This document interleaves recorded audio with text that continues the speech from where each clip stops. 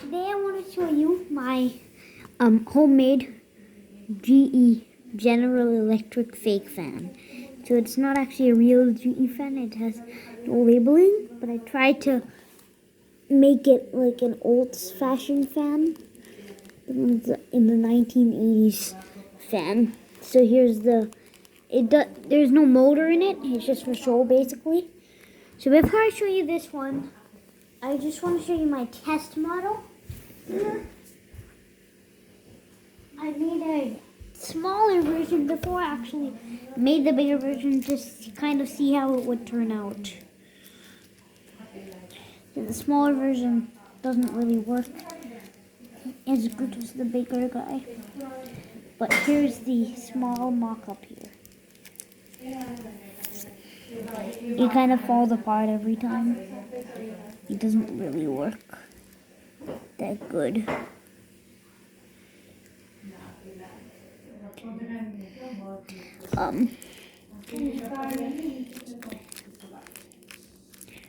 So here it is.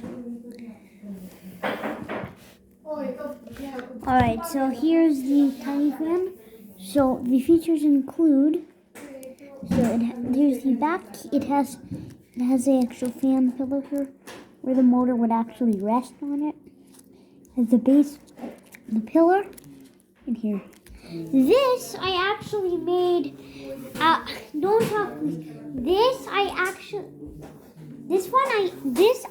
actually made with a dentistry card that came in the mail. It was like 3 or 4 times the size of a normal credit card. I got a lot out of it. This is what I made out of it. This tiny fan. I do have some more that remnants of the card. So it used like 3/4 of the card. The rest I didn't have to use, but that was for spares. So I first drew out all the things on the card so I could trace it. And then I could make the exact stuff. So then I cut them out, including the grills, and then the fan blade. There's actually a fan blade on the back here. It's really hard to see because it's covered with tape.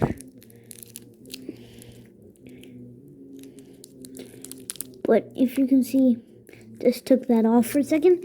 If you can see up in there, see this white stuff behind the grill? That's the blades.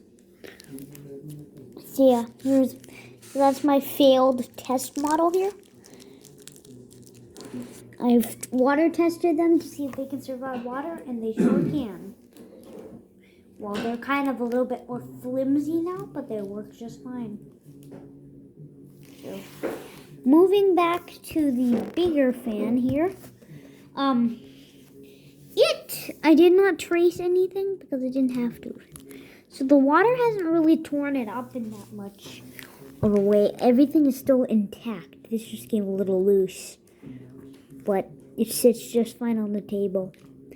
Sometimes it does plop on the floor.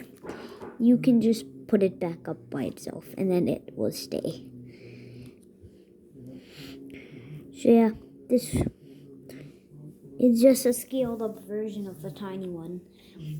You can see the blades much easier since it's a bigger fan, so I have more surface area. I don't have to put that much tape on it.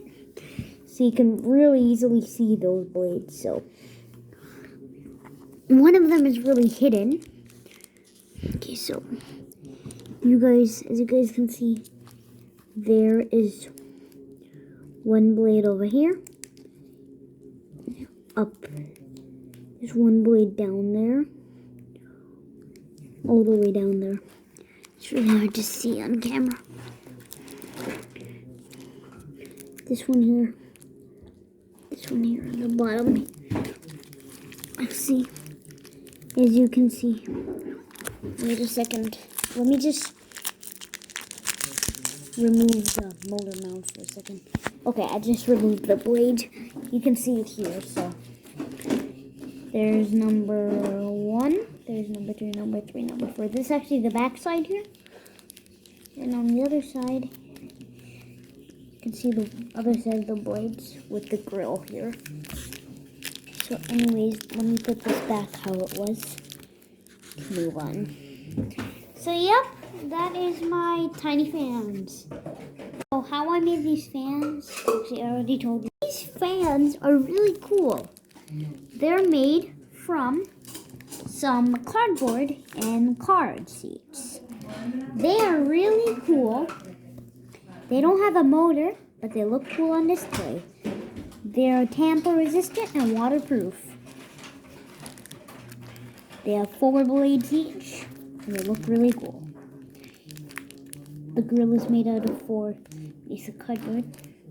We also have a test version here that I made before, just to check out how it looked. It turned out really nice too. I'm keeping both of these on my store desk. Bye. I hope you enjoyed.